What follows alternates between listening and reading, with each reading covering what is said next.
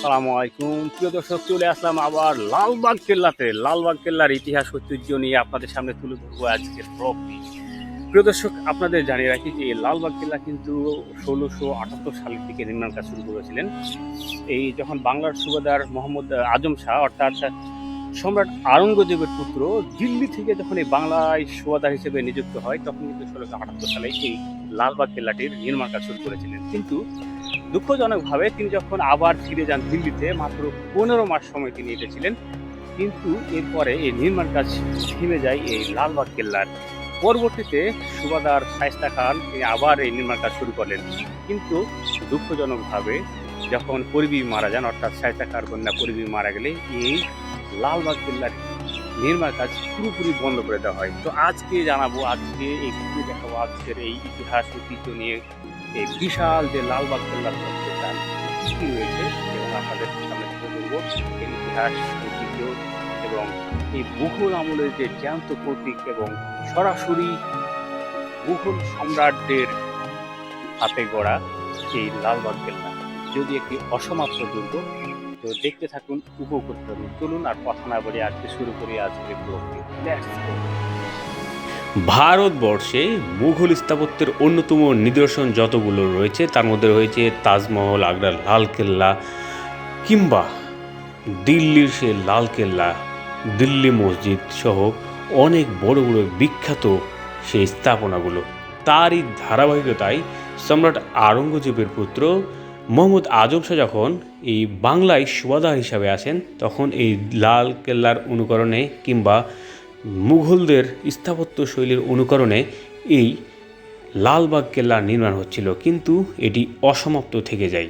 তো জানবো আজকের ইতিহাস ঐতিহ্য নিয়ে। তো এইটি হচ্ছে পরী বিবির মাজার, অর্থাৎ শায়েস্তা খাঁর কন্যা পরী বিবি। যখন এই নির্মাণ কাজ চলছিল তখন কিন্তু পরী বিবি হঠাৎ করে মারা যায় এবং পুরোপুরি এর নির্মাণ কাজ থামিয়ে দেয়। তো এইটা হচ্ছে শামশাদ বানুর সমাধি। অনেকেই মনে করে থাকেন ইতিহাসবিদরা যে এটা শায়েস্তা খানের কথিত ছোট কন্যা। তো মূলত এই ভবনটা হচ্ছে একটা সমাধি বা কবরস্থান, এবং এটি হচ্ছে হাম্মামখানা, এবং সর্বপশ্চিমে যে স্থাপনাটি একটা মসজিদ, এবং আরও একটি স্থাপনা রয়েছে সেটা হচ্ছে গোপন যে সুড়ঙ্গ, সেদিকে আমি একটু পরে যাব। তার আগে বলে রাখি এটা একটি অসমাপ্ত দুর্গ। কারণটা আমি আগেই বলেছি, যখন মোহাম্মদ আজম শাহ বাংলায় আসেন সুবাদার হিসেবে, তখন নির্মাণ কাজ শুরু করলে তিনি যখন আবার দিল্লিতে ফিরে যায় তখন কিন্তু এই নির্মাণ কাজ থেমে যায়, এবং পরবর্তীতে শায়েস্তা খাঁ এই নির্মাণ কাজ শুরু করলেও পথিমধ্যে যখন পরিবী মারা যায় তখন এর পুরোপুরি নির্মাণ কাজ থামিয়ে দেওয়া হয়।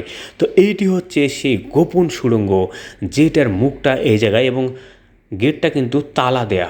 কথিত আছে এবং ইতিহাসবিদরা দাবি করে থাকেন যে ব্রিটিশ শাসনামলে এই সুড়ঙ্গের ভিতর দিয়ে নাকি লোক পাঠানো হয়েছিল এবং একটা কুকুর পাঠানো হয়েছিল, সেগুলো নাকি আর ফিরে আসেনি। এবং লোকমুখে এবং কথিত আছে যে এই ভয়ঙ্কর সুড়ঙ্গে নাকি কেউ প্রবেশ করলে আর কখনো ফিরে আসে না। আরও কথিত আছে যে এই সুড়ঙ্গটি নাকি নদীর তলদেশ, অর্থাৎ পাশে যে বুড়িগঙ্গা নদী রয়েছে এই নদীর তলদেশ দিয়ে ওই পারে জিঞ্জিরা প্রাসাদে গিয়ে উঠেছে। আর এই বিশালাকার এই দুর্গটি তখন যখন এই শায়েস্তা খাঁর কন্যা পূর্বী মারা যায় তখন কিন্তু এটি পুরোপুরি যখন থামিয়ে দেওয়া হয়, তখন থেকে আজ পর্যন্ত সেই অসমাপ্ত হিসাবেই কিন্তু রয়ে গেছে। তো এটি হচ্ছে দক্ষিণে একটা দরজা ছিল, যদিও এখন নেই, এবং এখন বর্তমানে এটি আনসার ক্যাম্প হিসাবে, এটি যারা নিরাপত্তায় রয়েছে তাদের ক্যাম্প হিসাবে এটি ব্যবহার হচ্ছে, যদিও এখানে প্রবেশ নিষেধ। তো এই দিককার যে অবকাঠামোটা একটু ধারণা দিলাম, এবং আপনাদের নিয়ে যাব পশ্চিম দিকে। চলুন আরও কিছু তথ্য আপনাদের দেওয়ার চেষ্টা করব। প্রিয় দর্শক, এই লালবাগ কেল্লাতে কীভাবে আসবেন? ঢাকার যে কোনো প্রান্ত থেকে সহজে রিক্সা যোগে কিংবা সিএনজিতে করে আসতে পারবেন।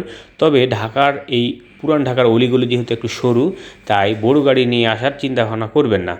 তো গুলিস্তান থেকে লেগুনায় আসা যায় কিংবা রিক্সাতেও আসতে পারবেন। প্রিয় দর্শক, এই লালবাগ কেল্লার ইতিহাস ঐতিহ্য যারা পছন্দ করেন তারা একবার হলেও এসে দেখে যাবেন স্বচক্ষে মুঘলদের বাংলাদেশে অন্যতম নিদর্শন এইটি টিকে আছে। লালবাগ কেল্লা মূলত একটি মুঘল স্থাপত্য শৈলীর অন্যতম নিদর্শনগুলো, যেগুলো বর্তমানে বাংলাদেশে টিকে আছে। কারণ বাংলাদেশে এরকম মুঘল স্থাপত্য শৈলীর খুব একটা বেশি দেখা যায় না, কয়েকটা মসজিদ ছাড়া।